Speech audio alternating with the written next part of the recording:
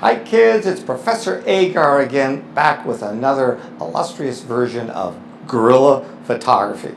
And as you can tell by our little intro, both myself and my capable right hand, right arm person, Laura Sargent, both of us become a little confused and foggy at times. So this episode is all about fog. Fog can hit anyone at any time. When you think about fog, we're quite foggy about the past. History is very foggy to us, and it depends on where you have grown up and what state you live in and the books and all that. They can give you different versions of the past that can keep you quite foggy.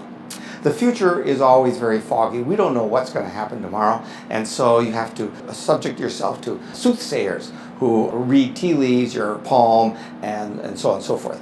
So the future is very foggy, and of course, right now, the present is also very foggy. We don't know what's going on. Depends on which news outlet you listen to, Fox News or NPR, so they'll give you different versions of reality. But when it comes to the darkroom, I do know something about fog.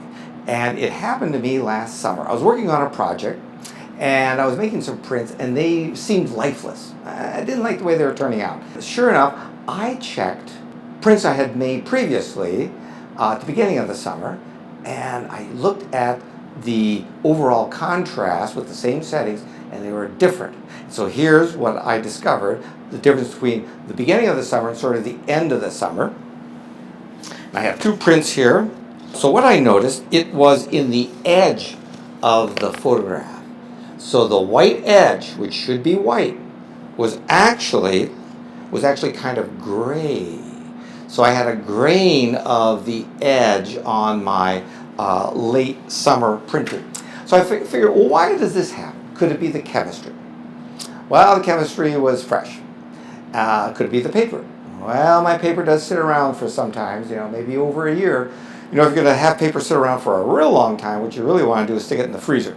Paper, film can go in the freezer. It'll remain in hibernation until you bring it back out, defrost it, let it go for a couple days, and then it's fresh as a daisy.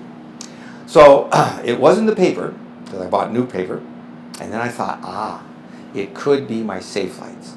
How old are my safe lights? Well, they're old. I think the last time I bought a safe, well, I don't think I ever bought a safe light. The safe light I got were from my father, and that was about 50 years ago. So these safe lights have been sitting around for 50 years. It's a long time.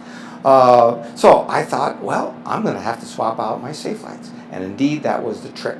So what I wanted to say in this lesson is, if you're setting up your darkroom, you'll probably get a used enlarger because they're too expensive to buy brand new, and the old ones are better anyway. A new lens that was good. So trays and little things relating to darkroom processing used is great. Sometimes you can find a darkroom free. People are just throwing them away. But when it comes to safe lights, you might think about actually getting a new safe light.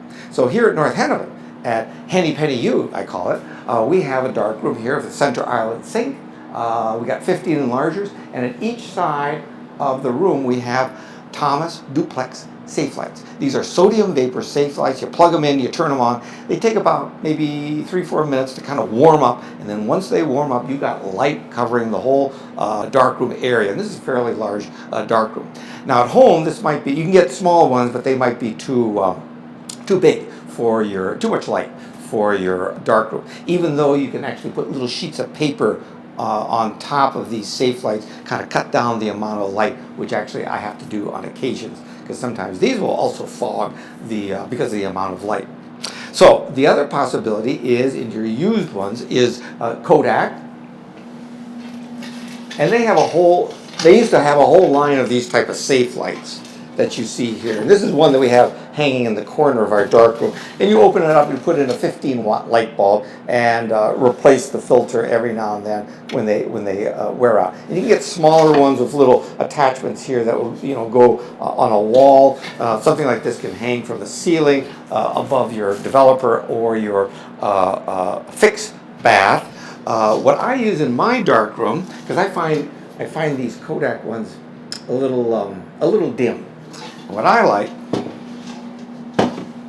are these darkroom bulbs that go into little sockets right in your ceiling. Like we would put the light bulb in. Well, this goes where the light bulb would go, and it gives a nice amount of orange light safe. So I have one over my developing tray, and then one over my fixing tray. If you don't have light sockets in your ceiling, then you can also get a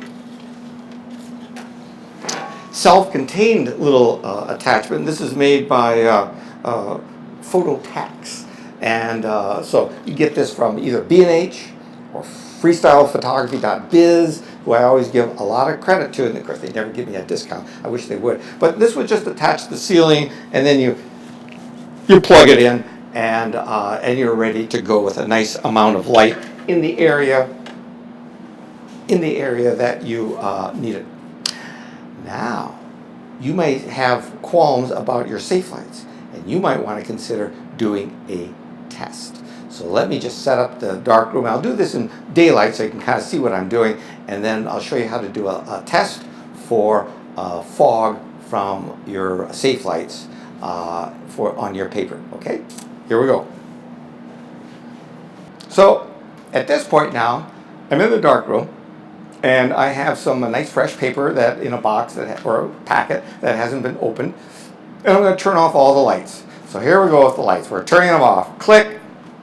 And now you can only hear my voice. I can't see my hands. You can't see me, and I can't see you. Well, actually, I couldn't see you anyway, but I'm assuming you're out there because you're listening. So what I'm going to do is open up my packet of paper, and then I'm going to take out one sheet. And I think I'll just cut it in half. Cut.